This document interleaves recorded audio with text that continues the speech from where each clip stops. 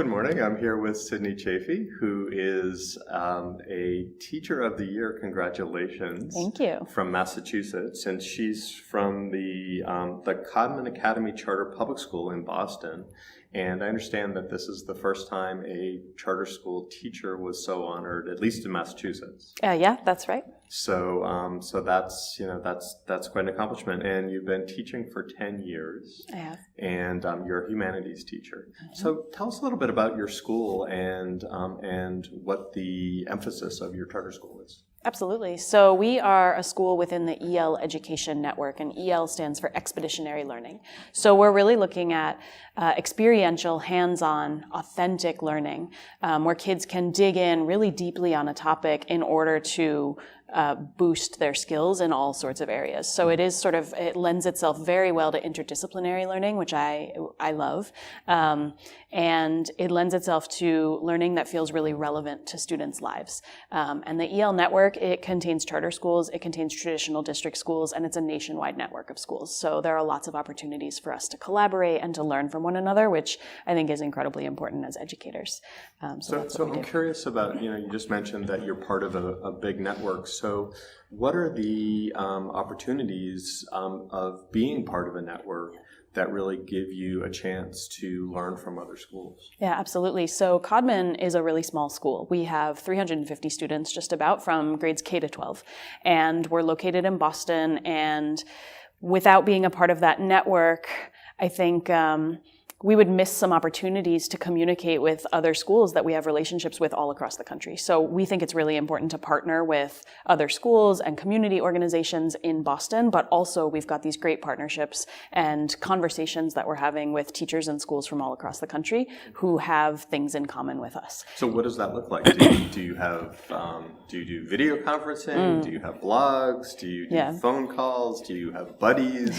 What does it look like? That's a great question. I think that there are ways in which we could expand to include some of the things that you just mentioned, and it would be really exciting. Right now, we generally send a delegation to the national conference every year, and we do a lot of our sharing and our learning at that conference. We're presenting some of our best practices, we're attending sessions led by teachers from other schools, and we're just doing a lot of that exchange.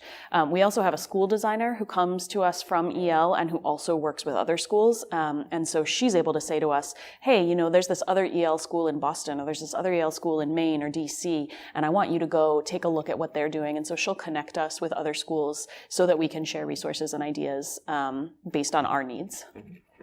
So tell me a little bit about the students that you work with. My students are amazing. So I'm a 9th grade teacher. I teach 9th grade humanities. And so my students are 14, 15, and they're just brilliant people. Our population, we are a public school. And so we have all kinds of different learners who are coming to our school. And that, to me as a teacher, that's always been really important, that my classroom be a place where there's a lot of diversity in terms of students' learning needs, students' backgrounds, and just, how they're coming to us and what they're coming to us with. So I've got students in my classroom at a 4th grade reading level. I've got students at a college reading level. I've got students with disabilities and students without disabilities. I have English language learners and people who speak English as their native language, students who will be the first in their family to go to college and those who won't. So sitting in front of me in my room, there's just this incredible diversity of people. And something that's really important to me as a teacher is making sure that I'm creating lots of opportunities for them to work together and become a community of learners together. Mm-hmm. Traditional school is sort of very subject oriented, but yet you're, as a humanities teacher, you're trying to combine sort of traditional subjects of history and English together. And so what kind of opportunities and challenges do you face when the standards, for example, are distinct in those two areas? And so how do you combine those together? Yeah, absolutely. So when I was in college, that's when I really was on fire with learning myself. And when I was in college, I was studying history and I was studying writing, but everything that I did was very interdisciplinary. And I loved that because it felt very authentic, right? It felt like, oh, this is actually the way that we learn. We don't generally learn things very isolated. We sort of have this idea or this question, and then it goes off in a million different directions, and we read about it or we write about it or there are numbers connected, And so I see it as a great opportunity to teach kids in a way that is really authentic. So we learn about history and we deepen our understanding of history by reading and writing about it. And when we are writing essays, for example, we're writing them about this history content. And so everything sort of works together. That said, I think that there are ways that within that model, we're doing a better job in our lower grades with being really interdisciplinary than we are in the upper grades. I think that we're not doing as much sort of cross-pollination with STEM and with humanities, and that there are big opportunities there. And there have been a few times in the history of our school where I've seen teachers do that really well, but that I think is a new frontier for us where we could really do some amazing things for kids in crossing there. And do you feel pressure between coverage and the what sound like very rich experiences that you're trying to give to kids, which are going deeper as opposed to going broader? Do you feel tension there? I don't. We don't cover a lot of history. There's a lot of depth and not a lot of breadth in the history, but the way I see it is I'm teaching them skills of historians. I'm teaching them how to think like a historian. They can then apply that to any history that they need to learn about. In terms of the English standards, we are using the Massachusetts standards, which are based very, very closely on the Common Core standards. And those standards in the humanities class, we just loop on them all year. And so we start in the very beginning of the year with using textual evidence to support a claim. And we just come back to that all throughout the year, so we're able to deepen their understanding using that history content as a driver. And so for me, it feels very natural. And it feels, again, it's exciting. I don't feel a lot of pressure. I feel like this is the way that I want to teach, and it's working well for kids, and we are hitting the standards through what we're doing. Oh, that's so heartening to hear that you can teach the thinking approaches of a professional to give kids those kinds of skills as opposed to feeling like you have to cover a whole bunch of content. I'm curious about the how you think of yourself as a learner and how that parallels the learning experiences that you're trying to give to your students. Yeah, absolutely. So one of the reasons that I love this job is that I get to learn all the time. And I love to learn. I think we all love to learn. It's exciting to learn something new, and all of a sudden your brain is exploding. And so as a teacher, I get to do that all the time, every day. And I think it's really important for me to model that for my kids, that I don't know everything. I'm not walking into this room as an expert on every event that has ever happened in the history of the world, that there are things that we will need to learn together. I think that's powerful for students to see.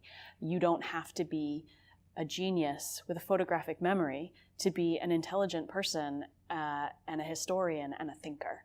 And so that's one piece that I think is just incredibly important.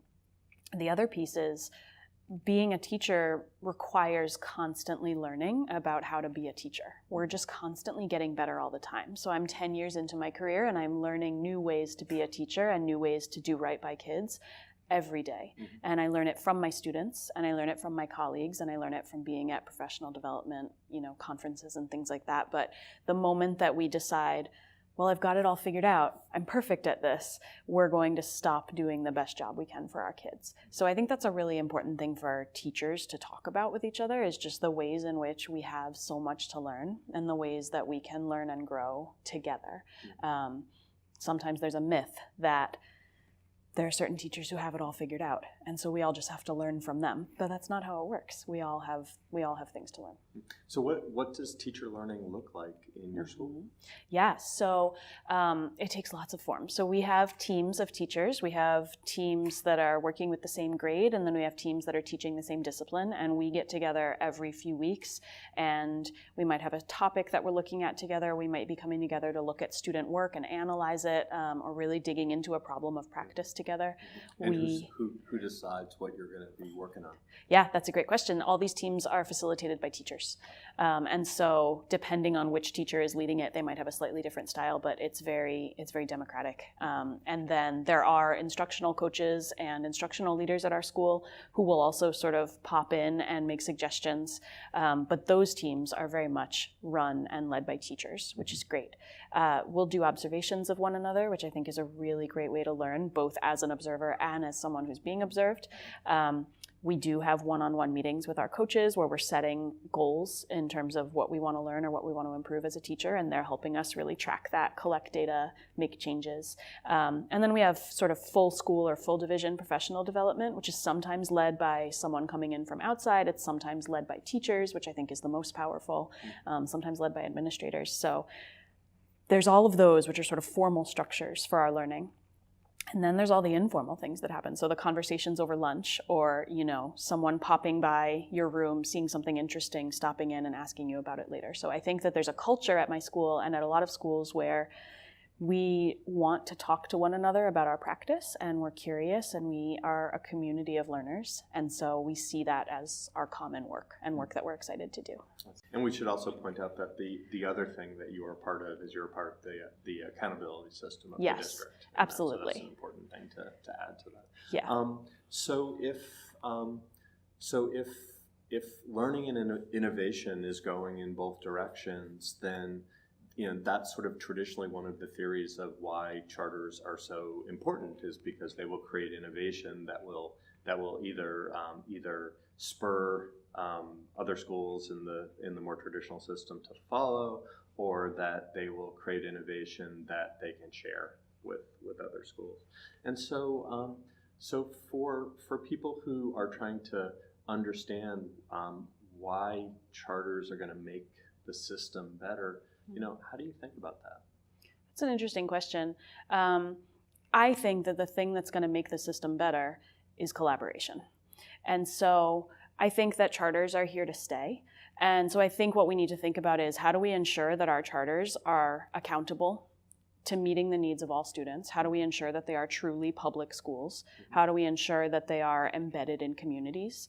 And then I think we need to think carefully about whether or not we need more charters in a certain community, or whether what we need to do is foster more collaboration and make sure that we're taking advantage of what we've already got there.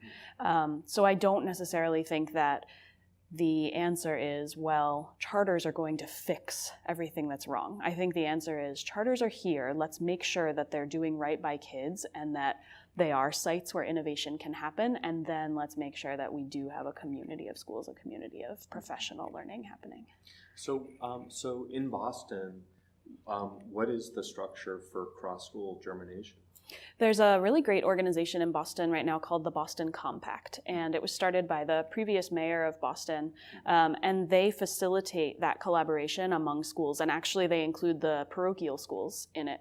And so one thing that they did recently is they launched a Boston Educators Collaborative, where teachers from the different sectors, public, traditional public charter, and parochial, led courses that were attended by teachers from all of those different sectors. And the purpose of the courses was both to share best practices, but also to facilitate those relationships and that collaboration.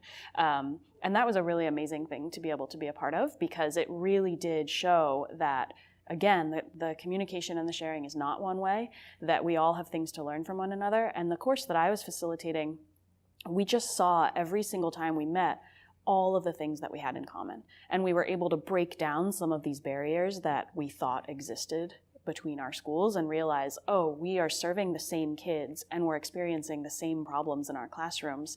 And so we can work together and start to fix some of those problems. So I think I think the Compact is doing great work and is a great model. So this idea of engendering networks is a really powerful notion. Sydney, thank you so much for chatting with me today, and once again, congratulations on being the 2017 Massachusetts Teacher of the Year. Thank you.